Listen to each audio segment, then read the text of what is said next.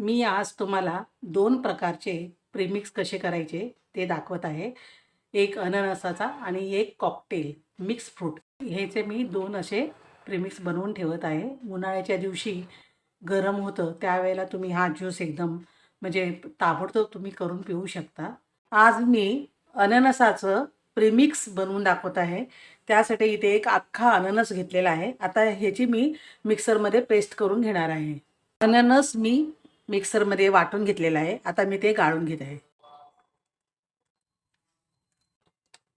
इथे मी एक वाटी घेतलेली आहे आणि या वाटीमध्ये आता हा जो अननसाचा ज्यूस केलेला आहे तो मी मोजून घेत आहे. एक वाटी अननसाचा ज्यूस भरलेला आहे. 3 वाट्या साखर घेणार आहे. ह्याच वाटीच्या मापाने घेणार. या बाउलमध्ये हा एक वाटी अननसाचा ज्यूस मी टाकत आहे. अननस आंबट असतं त्याच्यामुळे साखर ह्याच्यासाठी मी 3 वाट्या घेणार आहे. जर आंबट नसेल एखादं दुसरं फळ तर तुम्ही त्याच्यासाठी 2 वाटी साखर घेऊ शकता. इथे मी 3 वाट्या घेत आहे. दुसरी वाटी आणि तिसरी वाटी. हे मिक्स करून घ्यायचं आहे. अननसाच्या ज्यूसमध्ये मी 1 टेबलस्पून मी लिंबाचा रस टाकत आहे. अर्धा टीस्पून मी मीठ टाकत आहे. हे सर्व मिक्स करून घ्यायचं आहे.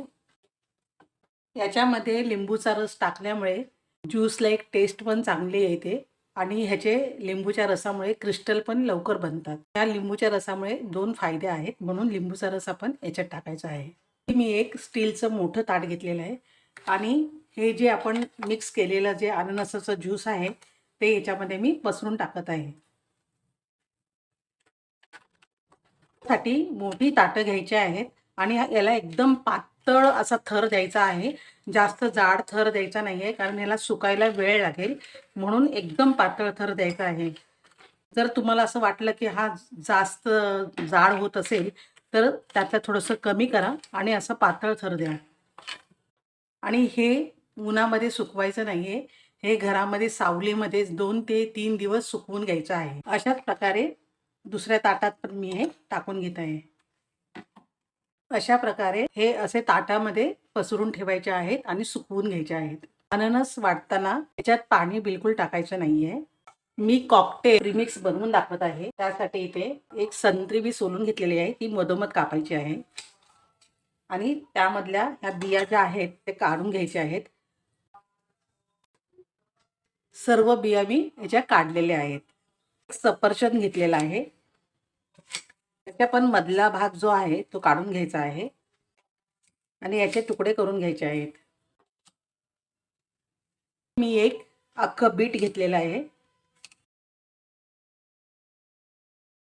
कॉकटेल प्रीमिक्स बनवण्यासाठी इथे एक ॲपल, एक संत्री, एक मी बीटरूट घेतलेला आहे आणि गाजर घेतलेले आहे. 2-3 गाजर घेतलेले आहेत. अननस 2 स्लाइस घेतलेले आहेत आणि एक डाळिंब घेतलेले आहे. हे सर्व मी आता मिक्सरमध्ये वाटून घेत आहे आणि याचा ज्यूस करणार. ते मी मिक्सरमध्ये ठेवलेलं आहे आणि आता ते वाटून घेत आहे. कॉकटेल करण्यासाठी इथे मी फळं ही सगळी मिक्सरमध्ये पाणी न टाकता वाटून घेतलेले आहेत. आता ते मी गाळून घेत आहे.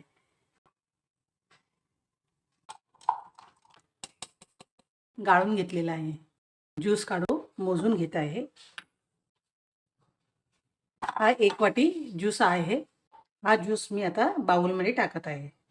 या ज्यूसमध्ये करताना मी जी फळं वापरलेली आहेत त्याच्यामध्ये तुम्ही द्राक्षे, काळी द्राक्षे, हिरवी द्राक्षे, केळ किंवा तुमच्याकडे जे इतर फळं असतील ते सुद्धा तुम्ही घेऊ शकता. आता याच्यामध्ये पण मी 3 वाट्या साखर घेत आहे. 1 वाटी जर ज्यूस असेल तर 3 वाट्या साखर. आता इथे मी 3 वाट्या साखर टाकत आहे. दुसरी वाटी आणि ही तिसरी वाटी. 1 चमचा लिंबाचा रस, अर्धा टीस्पून मीठ. सर्व मिक्स करून घ्यायचं आहे. कुठल्याही फळांचं जेव्हा प्रीमिक्स बनवतो त्यावेळेला साखरेचं प्रमाण जास्त असलं पाहिजे, नाहीतर त्याचे क्रिस्टल बनत नाही. फळांचं प्रीमिक्स बनवायचं असेल तर त्याच्यासाठी साखरेचं प्रमाण हे एका वाटीच्या तिप्पट असायला पाहिजे. त्यावेळेसच ते क्रिस्टल बनतात, नाहीतर मग साखर पूर्ण ज्यूसमध्ये विरघळून जाईल.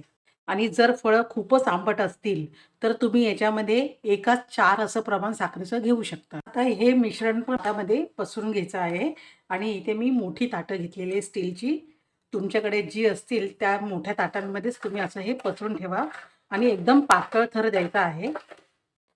अशा प्रकारे सर्व ताटामध्ये मी हा ज्यूस पसरून घेणार आहे. मिक्स फळं आणि अननसाचं जे मी प्रीमिक्स बनवलेलं होतं, ते मी सुकवायला ठेवलं होतं. मी हे 2 दिवस पंख्याच्या हवेखाली सुकवून घेतलेले आहे आणि एकदम ड्राय झालेलं आहे. आता हे जे सुकलेलं मिश्रण आहे, एक असं सुरी नाहीतर तुम्ही असं उलटणं असं घेऊन हे असं खरडून काढायचं आहे. हे असं परत पसरून परत हे 2-3 दिवस एकदम ड्राय होईपर्यंत सुकवून घ्यायचं आहे. आता दुसऱ्या पण ताटातलं हे जे सुकलेलं आहे ते मी हे काढत आहे. अशा प्रकारे सर्व ताटामधलं मी असं करून हे एकदम पातळ परत लेयर करायचं आहे आणि परत एकदम ड्राय होईपर्यंत हे सुकवून घ्यायचं आहे. अननसाचं प्रेमिक्स हे सुकलेलं आहे आणि हे सुकले की नाही हे कसं ओळखायचं, तर हातामध्ये असं घेऊन बघायचं आणि हाताला चिकटलेलं नाही पाहिजे, की समजायचं हे पूर्ण ड्राय झालेलं आहे आणि हे पूर्ण सुकलं तरच हे वाटायचं आहे. कारण जर थोडासा जरी ओलसरपणा असेल तर हे प्रेमिक्स जास्त दिवस टिकत नाही. आता हे मिश्रण सुकलेलं आहे. मी आता हे मिक्सरमध्ये याची पावडर करून घेत आहे. कॉकटेलचं सुद्धा हे मिश्रण सुकलेलं आहे आणि बघा हाताला बिलकुल चिकटत नाही आणि बघा आवाज पण येतोय. आता हे सुद्धा मी मिक्सरमध्ये वाटून घेत आहे. अननसाचं प्रेमिक्स मी मिक्सरमध्ये असं बारीक वाटून घेतलेलं आहे. हे प्रीमिक्स मी आता चाळणीने चाळून घेणार आहे. त्यासाठी ही दुसरी एक नवीन ट्रिक दाखवत आहे. तर आपण जेव्हा चाळतो कुठलीही वस्तू, पीठ म्हणा किंवा गव्हाचं पीठ किंवा चण्याचं पीठ आणि हे आता साखरेचं आहे तर इकडे-तिकडे पसरू नये म्हणून मी वेगळी एक पद्धत दाखवत आहे. त्यासाठी इथे एक ग्लास घेतला आहे. त्या ग्लासामध्ये हे मिश्रण भरत आहे. आता मी चाळून दाखवत आहे. मी प्लेट घेतलेली आहे आणि हा ग्लास इथे ही गाळण घेतलेली आहे मोठी चाळण. तर ह्याला हे असं करून असं उलटं करायचं आहे आणि ग्लासाने आपण त्या भांड्यामध्ये चाळायचं आहे. आपण जर चाळण फिरवली तर इकडे-तिकडे ते सगळीकडे पीठ उडलं जातं. हे बघा ताटातच ते पडलेलं आहे. अशा प्रकारे मी सर्व चाळून घेत आहे. कॉकटेलचे पण मिश्रण मी असे मिक्सरमध्ये बारीक वाटून घेतलेले आहे. आता तेही मी चाळून घेत आहे. अननस आणि मिक्स फ्रूट असे मी 2 प्रीमिक्स बनवलेले आहेत.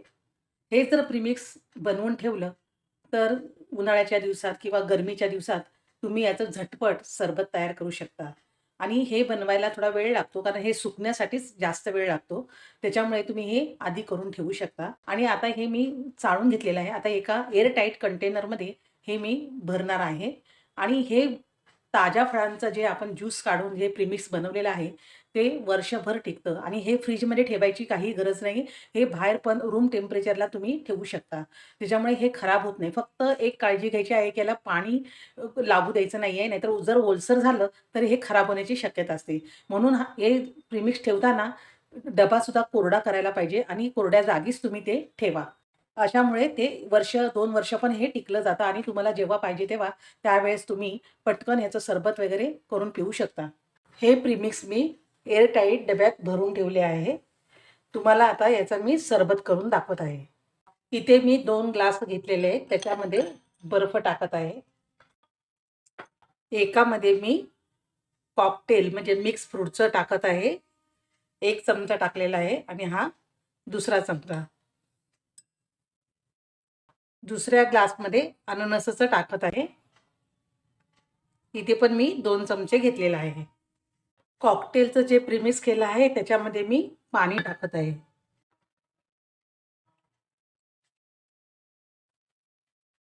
अननसाचं जे प्रीमिक्स केलेलं आहे त्याच्यामध्ये मी सोडा वॉटर टाकत आहे. त्याच्यामध्ये तुम्ही पाणी पण टाकू शकता. हे चमच्याने मिक्स करून घ्यायचं आहे.